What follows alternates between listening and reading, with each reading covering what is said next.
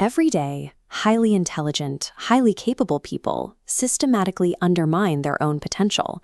They procrastinate on high-stakes projects, they avoid the promotions they've earned, or they pick fights just as a relationship starts to deepen.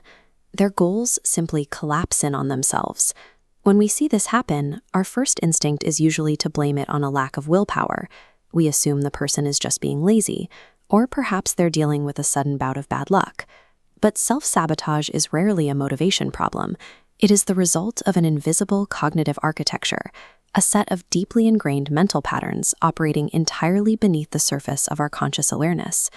To understand why this happens, we have to look at how our brains evolved.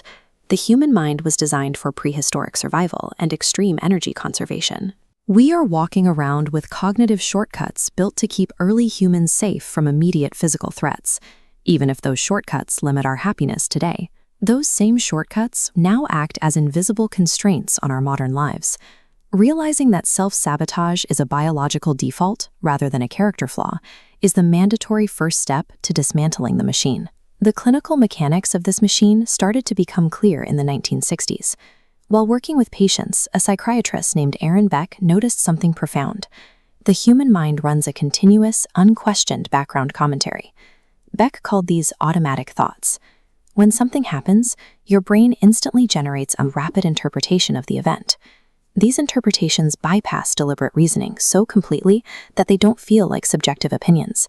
They feel like objective facts. We can see how this plays out in this diagram of the thought-emotion-behavior triangle. This is the predictive engine the brain uses to process high-stakes moments. When you encounter a challenge, your mind instantly generates an interpretation at the thought node.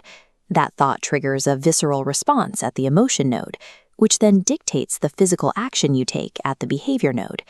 Here is where the trap snaps shut. Your behavioral response generates new, real-world evidence.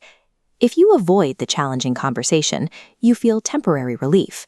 That relief tells your brain that avoidance was the correct strategy, which reinforces the original flawed interpretation and closes the loop. Over time, this closed loop hardens into a rigid mental framework called a core schema. Once that schema is locked in, your brain selectively ignores any information that contradicts it, guaranteeing that the failure will repeat. These hardened loops function as protective layers, shielding you from perceived emotional threats. Take the fear of failure and the fear of success. They look different, but they are flip sides of the exact same protective impulse. One seeks to avoid the sharp sting of inadequacy, while the other pulls back to avoid the crushing weight of visibility and increased expectations. In paralyzing perfectionism, the mind sets an impossible standard as a defensive measure. By delaying completion, you keep the work safe from the possibility of being judged. Then there is catastrophic thinking. The brain systematically overestimates the probability of a threat, building up a detailed narrative of disaster that forces you into total avoidance, even when the actual risk is incredibly low. The cruel irony of these mechanisms is that they tend to activate precisely when the stakes are highest. Decades of research by cognitive psychologist Daniel Kahneman explain exactly why our intelligence gets hijacked when we need it most. This diagram illustrates what Kahneman calls System 1 and System 2 thinking. Under conditions of stress, fatigue, or high pressure, the brain depletes its resources and shuts down the slow, deliberate reasoning of System 2. It defaults instantly to System 1, the fast, automatic, rule-of-thumb heuristics. So under immense pressure, we do not organically rise to the occasion. Instead, our cognitive architecture executes a system override, bypassing our complex intellect and defaulting straight to prehistoric avoidance. Because these neural pathways have consolidated over years of repetition, they are often too strong to be dissolved by simple realization.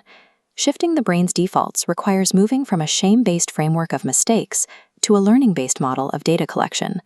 This shift requires a specific psychological tool known as metacognition.